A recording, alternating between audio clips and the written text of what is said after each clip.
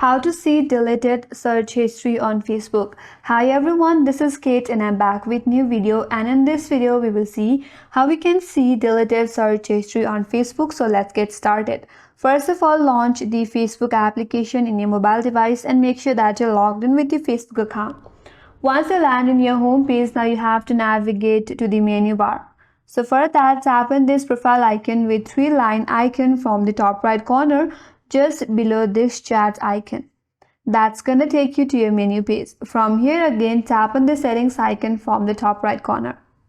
Once you're on your settings and privacy page, scroll all the way down and under your activity, tap on activity log. Again, under activity log, scroll down a bit and then you have to tap in logged information. Again, scroll down a bit and under logged information, at the first option there is a history of your searches on Facebook. Tap on manage search. So these are all the history or all the search history on Facebook that you have deleted from your search bar on your home page.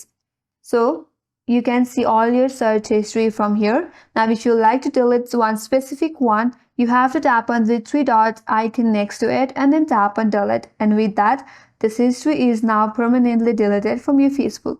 So this is the way to see deleted search history on Facebook, and that's all for today's video.